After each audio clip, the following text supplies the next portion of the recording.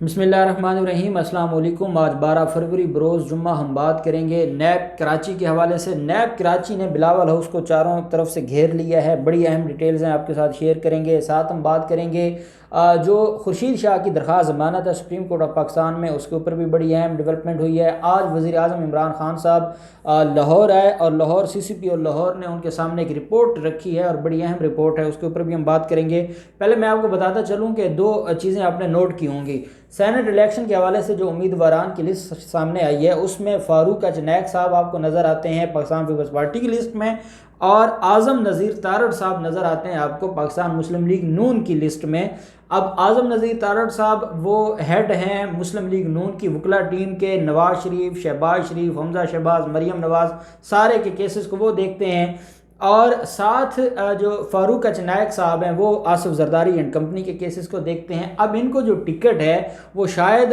इनको जो फीसें दी गई हैं फीसों से हटके अब टिकट भी दिया जा रहा है, और इनको ये समझ आ गई है कि अब इनका मामला फुल टाइम अदालतों में ही गुजरना है या जेलों में गुजरना है। इसलिए उन्होंने अब अपने जो वकला टीम के हेड्स थे उनको वो सेनेट में लेके जा रहे हैं ताकि वो उनको अगले 5 साल के लिए तो पक्का कर लें कि वो किसी और के वकील न बन जाए।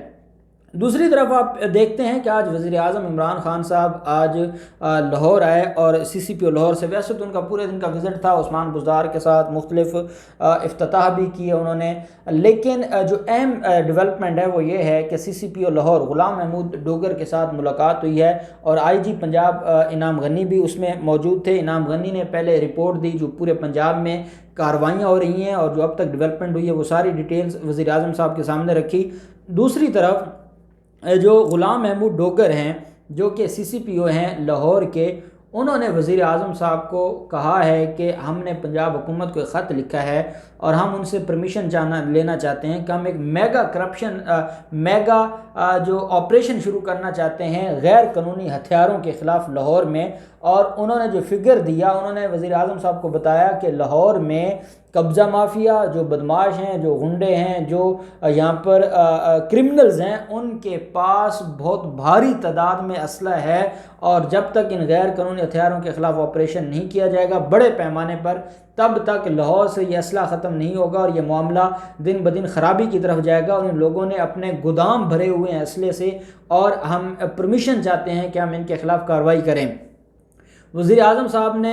उस्मान बुज़दार से कहा कि इनको जो भी इनकी तरफ से लेटर आए उसको फिलफौर मंजूर करते हुए इनको इजाज़त दी जाए, और CCP लाहौर से ये कहा कि आपको कोई रुकावट बनती है आप मुझे बताएं, लेकिन मैंने आपसे रिज़ल्ट लेना है, लाहौर को पाक साफ़ कर दें हर तरह के माफिया से, क्योंकि लाहौर पाकिस्तान का दिल है और जब तक लाहौर साफ़ नहीं होगा इन माफियाज से, और बड़े बड़े माफियाज ने यहाँ पर पंजे गाड़े हुए हैं। जैसे एक वक्त था कराची में, और अब भी खैर हालात वहाँ बहुत बेहतर तो नहीं हुए लेकिन काफ़ी हद तक रेंजर्स ने वहाँ कोशिश की है, लेकिन जो सिंध हुकूमत है वो नहीं करने देती और सिंध हुकूमत इधर वो साफ़ करके जाते हैं, सिंध हुकूमत फिर गंद मचा देती है और वो मामला वहीं का वहीं खड़ा है। सिंध नहीं चाहता कि कराची सुधरे, लेकिन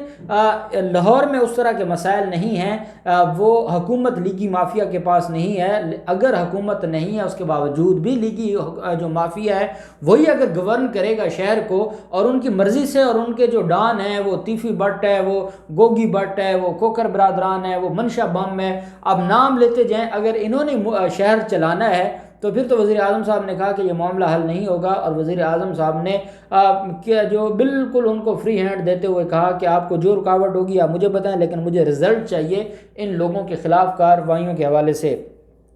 फिर हम देखते हैं जो खुर्शीद शाह की दरख्वास्त ज़मानत है। खुर्शीद शाह की दरख्वास्त ज़मानत और उनके बेटे की, खुर्शीद शाह ने दरख्वास्त ज़मानत जो उनकी सिंध हाई कोर्ट से खारिज हुई थी उसको चैलेंज किया हुआ है और अपील की हुई है सुप्रीम कोर्ट में। और दूसरी तरफ खुर्शीद शाह के बेटे की अबूरी ज़मानत थी, ज़मानत कबल अज़ गिरफ़्तारी, वो खारिज हुई थी सिंध हाई कोर्ट से और उसके ख़िलाफ़ अपील की थी और ज़मानत की दरख्वास्त फ़ाइल की थी उन्होंने सुप्रीम कोर्ट में। ये दो दरख्वास्तें हैं खुर्शीद शाह और इसके बेटे की तरफ से, और बाकी जो खुर्शीद शाह की 2 बीवियाँ और उनके बच्चों की दरख्वास्त ज़मानतें मंजूर हुई थी उसके ख़िलाफ़ नैब ने अपील की थी सुप्रीम कोर्ट में। इन सारी अपीलों पर समाअत मुकर्रर हो गई है 17 फरवरी के लिए। इसमें हुआ ये था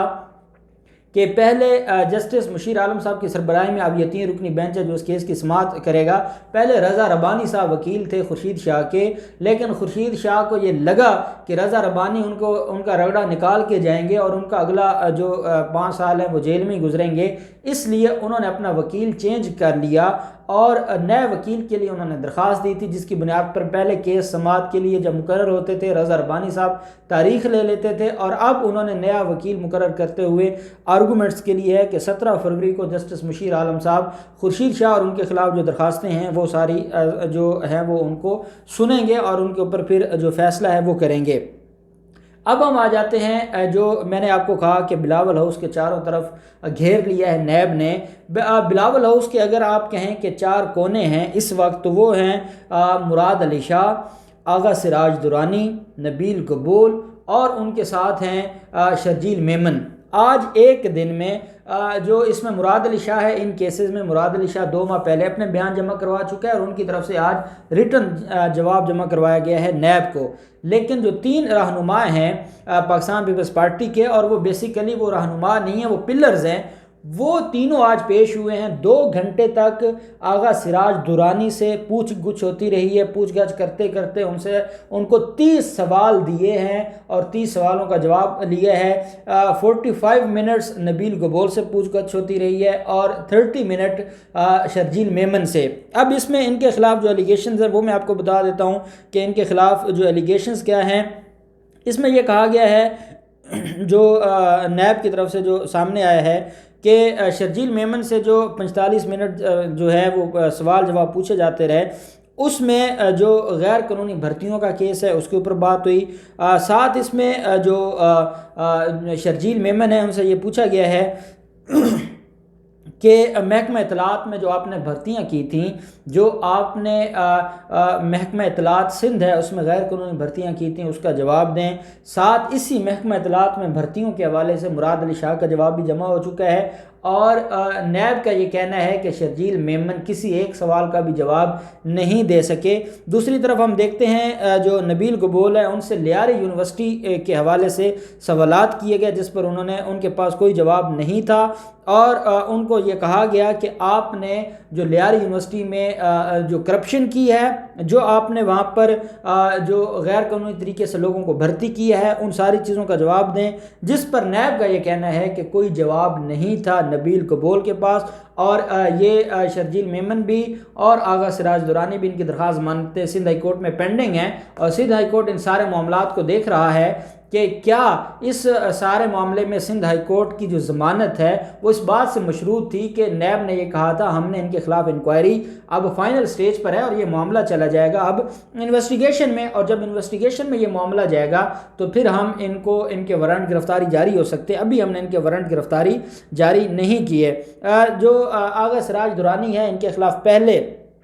ان کی جو درخواست مانتے ہیں وہ سندھ ہائی کورٹ سے منظور ہوئی تھیں، اور سندھ ہائی کورٹ سے، اور ان کی بھی 2 بیویاں ہیں اور باقی جو ان کے لوگ ہیں، آمدن سے زائد اثاثہ جات کیس ہے ان کے خلاف، اور اب یہ جو لیاری یونیورسٹی میں غیر قانونی بھرتیوں کا کیس ہے اس میں ان کو دوبارہ طلب کیا گیا ہے، ان کو دوبارہ بلایا گیا ہے، اور اس میں آغا سراج درانی کی جو ضمانتیں سندھ ہائی کورٹ سے ہوئی تھیں ان کو چیلنج کیا ہوا ہے سپریم کورٹ آف پاکستان میں، اور وہ وہاں پر پینڈنگ ہے، جس میں آغا سراج درانی بحث نہیں کر رہے تھے، اور ان کے لیے عدالت نے آخری موقع ان کو دیا تھا کہ وہ درخواست ضمانتوں پہ جو کینسلیشن آف بیل ہے نیب کی اس میں وہ آرگومنٹس کریں۔ اور سندھ ہائی کورٹ میں یہ جو نئی انکوائری ہے، اس انکوائری میں آپ کو پتہ ہے آغا سراج درانی سپیکر ہیں سندھ اسمبلی کے اور بڑے اہم ساتھی سمجھے جاتے ہیں پاکستان پیپلز پارٹی کے، ان کے خلاف نیب کا یہ کہنا ہے کہ ان کو گرفتار کیے بغیر، جب سندھ حکومت میں یہ سندھ ہائی کورٹ میں جب ان کی درخواست ضمانت پر سماعت ہوئی تھی تو نیب پروسیکیوٹرز نے کہا تھا جناب ان کو ہم گرفتار نہیں کریں گے، تو یہ بہت زیادہ آفیشیل ریکارڈ ہے اور یہ اتنے بڑے عہدے پر بیٹھے ہیں، یہ سارے ریکارڈ کو مینج کریں گے یا اس ریکارڈ کو ضائع کر دیں گے، اور ہمارے پاس کوئی آپشن نہیں ہے سوائے ان کو گرفتار کرنے کی۔ تو عدالت نے کہا تھا پہلے آپ انکوائری سے انویسٹیگیشن سٹیج پر آ جائیں، پھر عدالت آپ کی وہ رپورٹس دیکھے گی، ان کی درخواست پینڈنگ ہے، کنفرم نہیں کی، پینڈنگ ہے، تو عدالت نے کہا پہلے ہم اس کو دیکھ لیتے ہیں، اس کے بعد اگر تو آپ کی انویسٹیگیشن میں کوئی ویلڈ گراؤنڈ نظر آئے گی تو تب تو ملزم کی ہم درخواست ضمانت خارج کر دیں گے اور آپ گرفتار کر کے اپنے پوچھ گچھ مزید کر لیجئے گا۔ اور اگر ان کے خلاف جو معاملہ ہے اس میں عدالت دیکھتی ہے کہ کوئی ایسی اس میں کوئی ڈاکومنٹ جو ریکوری آف ڈاکومنٹ کا معاملہ نہیں ہے، کوئی ایسا آفیشیل ڈاکومنٹ اس میں ریکوائرڈ نہیں ہے، تو پھر عدالت قانون کے مطابق دیکھے گی اور جو قانون کہے گا عدالت اس کے مطابق فیصلہ کرے گی۔ آغا سراج درانی یہ کہہ چکے ہیں کہ مجھے نیب کی طرف سے اور مجھے زرداری خاندان سے اور بلاول لاؤ سے جو میری وفاداری ہے اس بنیاد پر میرے خلاف کاروائیاں ہو رہی ہیں۔ میں بالکل دودھ کا دھلا ہوا ہوں، میں نے کچھ نہیں کیا، میں نے نہ تو کوئی غیر قانونی اثاثے بنائے ہیں، نہ میں نے کوئی غیر قانونی بھرتیاں کی ہیں، اور سندھ میں تو کرپشن ہوئی نہیں ہے، یہ کہنا ہے پاکستان پیپلز پارٹی کے رہنماؤں کا۔ الٹیمیٹلی ان سارے کیسز میں انہوں نے جیلوں میں جانا ہے۔ اب دیکھتے ہیں ان میں کیا ڈیولپمنٹ ہوتی ہے، جو بھی ڈیولپمنٹ ہوگی آپ کے ساتھ شیئر کرتے رہیں گے۔ اللہ پاک پاکستان کا حامی و ناصر ہو۔ بہت شکریہ۔ اللہ حافظ۔ پاکستان زندہ باد۔